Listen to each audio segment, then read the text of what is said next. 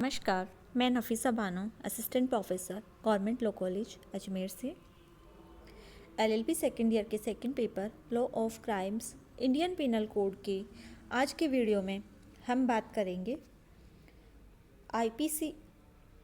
के 14th chapter अर्थात 14वें अध्याय affecting the public health, safety, convenience and morals, यानी सुविधा, शिष्टता और सदाचार पर प्रभाव डालने वाले अपराधों के विषय में। ये जो आईपीसी का 14वां यानी 14 चैप्टर है, ये जो सेक्शन 268 से लेकर 294A तक दिया गया है।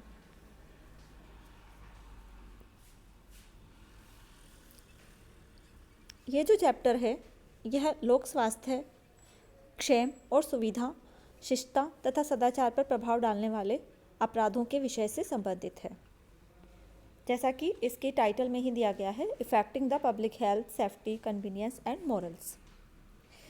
और इस पूरे चैप्टर के अंदर पब्लिक न्यूसेंस यानी लोक न्यूसेंस, संकटपूर्ण रोग का संक्रमण फैलाना और जो खाने और पीने की चीज़ें हैं उसमें मिलावट होती है या उनका सेल किया जाता है, या फिर ऐसी जो दवाइयाँ, मेडिसिन्स होती हैं, औषधियाँ होती हैं, उनमें मिलावट, या फिर ऐसी मिलावटी जो दवाइयाँ या औषधियाँ होती हैं उनका विक्रय करना, जल स्रोतों, जलाशयों को कलुषित करना, वायुमंडल को स्वास्थ्य के लिए अपायकर बनाना, लोक मार्ग पर उतावलेपन से वाहन चलाना और इसी तरह की, और जैसे कि ज्वलनशील पदार्थ, अग्नि के पदार्थ, विस्फोटक पदार्थ, मशीनरी, जीव जंतुओं आदि के संबंध में जो नेग्लिजेंट कंडक्ट होता है, और उसके अलावा जो तरुण व्यक्ति यानी 18 ईयर्स से जो बिलो एज के व्यक्ति हैं उनको ऑब्सीन वस्तुओं का विक्रय करना या इस तरह के ऑब्सीन एक्ट करना, लॉटरी कार्यालय वगैरह रखना, इस तरह के जो उन सभी अपराधों को यहाँ पे पनिशेबल बनाया गया है इस चैप्टर के अंतर्गत, यानी इस अध्याय के अंतर्गत। तो मेनली अगर हम देखें तो इस चैप्टर का पूरा सार निकल के ये आता है कि यहाँ पे ये जो पूरा अध्याय है इसमें उन अपराधों की बात की गई है जो कि लोक स्वास्थ्य, क्षेम, सुविधा, शिष्टता या सदाचार पर प्रभाव डालते हैं। और इस तरह का जो कृत्य होता है उसी को हम अगर सिंपल भाषा में कहें तो उसे लोक अपदूषण यानी कि पब्लिक न्यूसेंस या लोक न्यूसेंस के नाम से जानते हैं। तो सिंपल भाषा में अगर हम देखें तो इसका मतलब ये है कि पब्लिक न्यूसेंस यानी लोक अपदूषण का मतलब होता है कि ऐसा कोई कार्य करना या कार्य का ओमिशन यानी इलीगल ओमिशन यानी अवैध लोप करना, जिससे कि पब्लिक को या फिर पीपुल इन जनरल यानी कि जनसाधारण को जो कि आसपास में रहते हो या आसपास की प्रॉपर्टी पर अधिभोग रखते हो, उनको किसी प्रकार की सामान्य क्षति हो, संकट हो, क्षोभ हो या उससे उनको किसी प्रकार की असुविधा पहुंचती हो। तो सिंपल भाषा में हम कहेंगे कि इस तरह का जो कार्य होगा या अवैध लोप होगा वह क्या कहलाएगा, पब्लिक न्यूसेंस या लोक अपदूषण। और इस तरह का कार्य मतलब ये जो पब्लिक न्यूसेंस का जो कार्य है ये कई प्रकार से हो सकता है, जैसे कि मतलब इस तरह का कोई इन्फेक्चुअस डिजीज़ फैलाना या इस तरह की औषधियों में मिलावट करना या इस तरह की चीज़ें, जो कि यहाँ पे सेक्शन 269 से लेकर 289 तक यहाँ पे इस चैप्टर के अंतर्गत विभिन्न प्रकार के इस तरह के न्यूसेंस वाले कृत्य बताए गए हैं और उनको यहाँ पे दंडनीय अपराध बनाया गया है। तो हम सबसे पहले बात करेंगे सेक्शन 268 की, जिसमें कि पब्लिक न्यूसेंस यानी लोक न्यूसेंस की डेफिनेशन दी गई है। इससे पहले कि हम पब्लिक न्यूसेंस पे बात करें, मैं आपको सबसे पहले बता दूं कि न्यूसेंस दो तरह का होता है। सिंपल भाषा में हमने इसका मीनिंग देख लिया, लेकिन न्यूसेंस यानी अपदूषण दो प्रकार का होता है। एक होता है पब्लिक न्यूसेंस, दूसरा होता है प्राइवेट न्यूसेंस। तो जो पब्लिक न्यूसेंस होता है उससे क्या होता है कि पूरी की पूरी जो पब्लिक यानी लोग, जिसको हम कहते हैं मतलब, या फिर पब्लिक इन जनरल यानी कि बहुत सारे जो लोग होते हैं उन सबको वहाँ पे किसी प्रकार की अगर किसी कृत्य से असुविधा होती है, क्षति, संकट या बाधा होती है, तो इस तरह का जो कृत्य होता है वो पब्लिक न्यूसेंस की कैटेगरी में आता है। और उस पब्लिक न्यूसेंस जो है वो एक प्रकार का अपराध है, जिसे कि ऑफेंस यानी एक दंडनीय कृत्य बनाया गया है, अपराध बताया गया है, और उसके लिए दंड का प्रावधान यानी पनिशमेंट का प्रोविज़न किया गया है आईपीसी के अंतर्गत।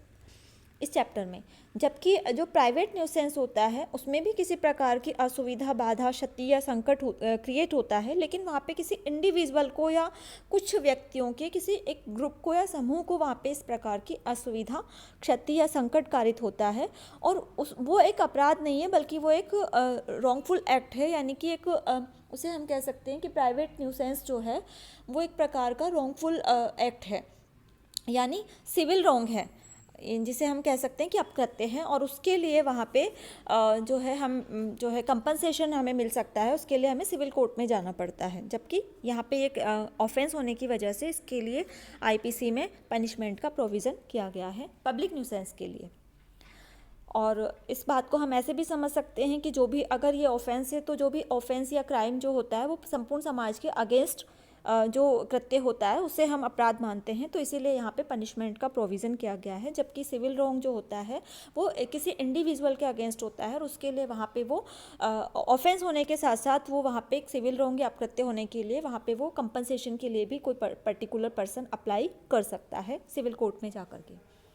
तो अब हम बात करते हैं सेक्शन 268 यानी पब्लिक न्यूसेंस की। As per section 268, a person is guilty of a public nuisance who does not act or is guilty of an illegal omission which causes any common injury, danger or annoyance to the public or to the people in general who dwell or occupy property in the vicinity, or which must necessarily cause injury, obstruction, danger or annoyance to persons who may have occasion to use any public right. A common nuisance is not excused on the ground that it causes some convenience or advantage. तो section 268 में जो है public nuisance की परिभाषा दी गई है। इसके अनुसार जो कोई ऐसा कार्य करता है या अवैध लोप का दोषी है जिससे लोग को या आसपास में रहने वाले या आसपास की संपत्ति पर अधिभोग रखने वाले जनसाधारण को कोई सामान्य क्षति, संकट या शोभ कारित हो, या जिसमें लोक अधिकार को उपयोग में लाने का मौका पड़ने वाले व्यक्तियों को क्षति, बाधा, संकट या शोभ कारित होना अवश्यंभावी हो, वह व्यक्ति लोक न्यूसेंस का दोषी है। और किसी भी सामान्य न्यूसेंस यानी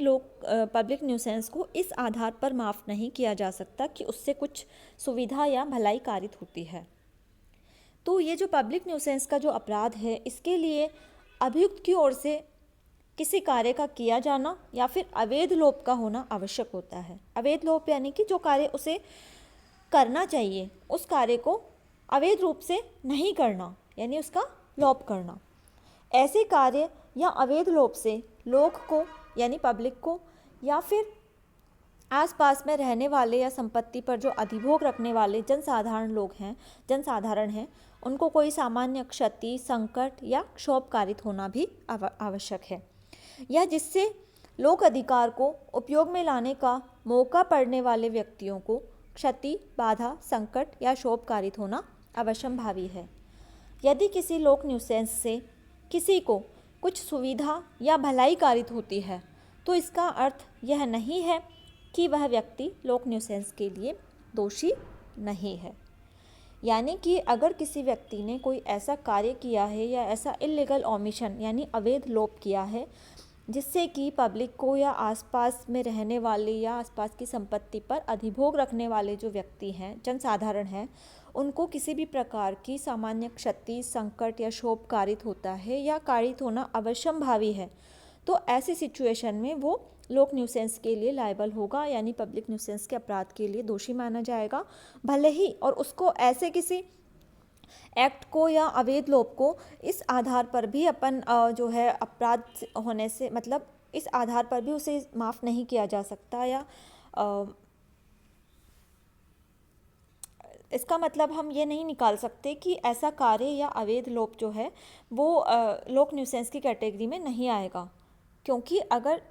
पब्लिक को या आसपास रहने वाले व्यक्तियों को इस प्रकार से कोई सामान्य क्षति, संकट या शोभ हुआ है तो फिर ऐसा व्यक्ति पब्लिक न्यूसेंस के ऑफेंस के लिए लायबल होगा ही होगा। जो लोक न्यूसेंस यानी पब्लिक न्यूसेंस की जो नेचर होती है उसके आधार पर ही ये जो चैप्टर है, चैप्टर 14, इसकी विभिन्न सेक्शन के अंतर्गत विभिन्न प्रकार के पब्लिक न्यूसेंस को पनिशेबल बनाया गया है। और पब्लिक न्यूसेंस से संबंधित कोई विशिष्ट सेक्शन अगर लागू नहीं होती तो ऐसी कंडीशन में एक कॉमन प्रोविज़न भी सेक्शन 290 में किया गया है, जहाँ पे किसी इस तरह के पब्लिक न्यूसेंस के लिए जिसके लिए कि किसी भी पर्टिकुलर सेक्शन में पनिशमेंट का प्रोविज़न नहीं है या कोई स्पेसिफिक प्रोविज़न नहीं है पनिशमेंट का, तो वहाँ पे उसको उसके लिए पनिशमेंट का प्रोविज़न किया गया है सेक्शन 290 के अंदर। As per section 290, punishment for public nuisance in cases not otherwise provided for, whoever commits a public nuisance in any case not otherwise punishable by this code shall be punished with fine which may extend to 200 rupees। जैसा कि मैंने आपको बताया कि जो section 290 है इसके अनुसार जो कोई ऐसे किसी मामले में लोक न्यूसेंस करेगा जो कि इस संहिता द्वारा यानी आईपीसी में कहीं पे भी अन्यथा दंडनीय नहीं है, अर्थात आईपीसी में कहीं भी ऐसे न्यूसेंस के लिए पनिशमेंट का प्रोविज़न नहीं है, तो वह 200 रुपये तक के फाइन से दंडित किया जाएगा। अर्थात हम ये कह सकते हैं कि ये जो सेक्शन 290 है ये केवल ऐसे मामलों पर एप्लीकेबल होती है जिनके लिए आईपीसी में अन्यथा कोई पनिशमेंट का प्रोविज़न नहीं है। और यदि कोई पब्लिक न्यूसेंस किसी अन्य सेक्शन के अधीन पनिशेबल है तो उस परिस्थिति में उसी उपबंध यानी उसी प्रोविज़न के तहत उसे पनिश किया जाएगा और वहाँ पे ये सेक्शन एप्लीकेबल नहीं होगी। ये तो बात हुई पब्लिक न्यूसेंस की। और पब्लिक न्यूसेंस अलग अलग प्रकार के पब्लिक न्यूसेंस जो कि 269 से बताए गए हैं और 269 से लेकर 289 तक बताए गए हैं और उनके लिए उन्हीं सेक्शन में वहाँ पे पनिशमेंट का प्रोविज़न किया गया है। लेकिन अगर कोई इसकी इन सब के अलावा भी कोई ऐसा कोई पब्लिक न्यूसेंस का कोई कृत्य किया जा रहा है जिसके लिए जो कि सेक्शन 269 से लेकर 289 तक की कैटेगरी में नहीं आता, तो ऐसा कोई कृत्य जो कि इसमें कवर नहीं होता, तो उसके लिए यहाँ पे 290 स्पेसिफाई यहाँ पे स्पेसिफिकली यहाँ पे उसके लिए प्रोविज़न कर दिया गया है और 200 रुपये तक का फ़ाइन से जो है उस पर इम्पोज किया जाएगा अपराधी के ऊपर। अब हम बात करेंगे सेक्शन 291 की, continuance of nuisance after injunction to discontinue. Whoever repeats or continues a public nuisance having been adjoined by any public servant who has lawful authority to issue such injunction not to repeat or continue such nuisance shall be punished with simple imprisonment for a term which may extend to 6 months or with fine or with both। अर्थात section 291 जो है वो nuisance बंद करने का जो व्यादेश जारी किया जाता है किसी लोक सेवक के द्वारा, तो उस व्यादेश के पश्चात उसके चालू रखने को इस धारा के अधीन यहाँ पे ये जो सेक्शन है वो पनिशेबल बनाती है। इस सेक्शन के अनुसार किसी न्यूसेंस की पुनरावृत्ति न करने या उसे चालू न रखने के लिए व्यादेश प्रचलित करने का जो प्राधिकार रखने वाला कोई लोक सेवक है और उसके द्वारा ऐसा कोई व्यादेश जारी किए जाने पर जब कोई व्यक्ति किसी लोक न्यूसेंस की पुनरावृत्ति करेगा, यानी जो कोई लोक सेवक किसी न्यूसेंस की पुनरावृत्ति करने या उसे चालू रखने के लिए व्यादेश जारी करने का प्राधिकार रखता है और ऐसा कोई व्यादेश जारी कर देता है, उसके बावजूद अगर कोई व्यक्ति उस आदेश अपने लोक न्यूसेंस के कृत्य को दोहराता है या उसे चालू रखता है यानी कंटिन्यू करता है, तो ऐसी कंडीशन में ऐसे रिपीटेशन या कंटिन्यूएंस के लिए जो अपराधी होगा वह 6 मास तक के सिंपल इम्प्रिजनमेंट से या फिर फाइन से या फिर दोनों से पनिश किया जाएगा। तो इस सेक्शन के अधीन हम ये कह सकते हैं कि किसी एक्यूज़ के द्वारा किसी लोक न्यूसेंस की पुनरावृत्ति करना या फिर उसे चालू रखना साबित किया जाना आवश्यक है और लोक सेवक को किसी न्यूसेंस की पुनरावृत्ति न करने या उसे चालू न रखने के लिए जो आदेश है वो प्रचालित करने का अधिकार होना चाहिए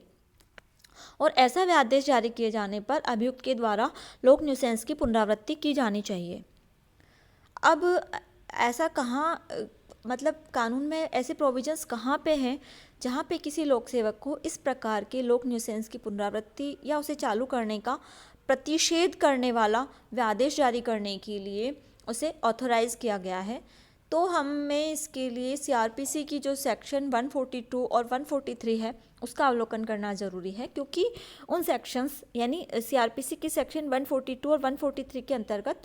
जो इस तरह के न्यूसेंस से संबंधित कोई जांच पेंडिंग होती है, इंक्वायरी पेंडिंग होती है, तो उसके पेंडिंग रहने के दौरान व्यादेश देने और लोक न्यूसेंस की पुनरावृत्ति करने या उसे चालू रखने का प्रतिषेध कर सकने के लिए आदेश देने के लिए मजिस्ट्रेट को अधिकृत किया गया है। और इसी प्रकार से सिविल प्रोसीजर कोड के अंतर्गत भी टेम्परेरी इंजंक्शन देने के लिए कोर्ट को ऑथोराइज़ किया गया है। तो ये बात हुई सेक्शन 268, 290 और 291 की, जो कि पब्लिक न्यूसेंस और पब्लिक न्यूसेंस के लिए पनिशमेंट और ऐसे पब्लिक न्यूसेंस को रोकने के लिए अगर कोई इंजंक्शन जारी कर दिया जाता है तो उसके बावजूद भी पब्लिक न्यूसेंस के रिपीटेशन या उसे कंटिन्यूएंस को पनिश करने का प्रावधान बताती है। अब हम बात करेंगे सेक्शन 279 की, क्योंकि 279 भी इसी चैप्टर की एक सेक्शन है और इसमें भी एक प्रकार का लोक न्यूसेंस से संबंधित ही सेक्शन बताई गई है, मतलब प्रोविज़न किया गया है और पनिशमेंट का प्रोविज़न किया गया है। तो as per section 279 of Indian penal code, rash driving और riding on a public way, whoever drives any vehicle or rides on any public way in a manner so rash or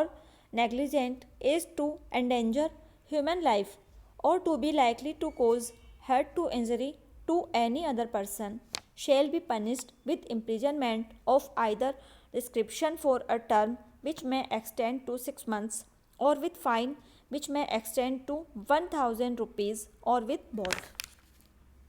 अर्थात section 279 जो है वो लोक मार्ग पर उतावलेपन या उपेक्षा से वाहन चलाने को या हाँकने को दंडनीय अपराध बनाती है। यानी लोक मार्ग पर उतावलेपन से वाहन चलाना या हाँकना जिससे कि मानव जीवन संकटापन्न हो जाए, तो वो इस सेक्शन के अधीन दंडनीय अपराध है। इस सेक्शन के अनुसार जो कोई किसी लोक मार्ग पर ऐसे उतावलेपन से या उपेक्षा से, यानी ऐसे जो है उतावलेपन से या उपेक्षा से वाहन चलाएगा या सवार होकर हाँकेगा जिससे कि मानव जीवन संकटापन्न हो जाए, यानी मानव जीवन के लिए संकट पैदा हो जाए या किसी अन्य व्यक्ति को कोई इंजरी या क्षति कारित होने की संभावना हो, तो ऐसी कंडीशन में जो कोई ऐसा कृत्य करेगा वह 6 मास तक के सिंपल या रिग्रेस इम्प्रिजनमेंट से या 1000 रुपये तक के जुर्माने से या दोनों से पनिश किया जाएगा।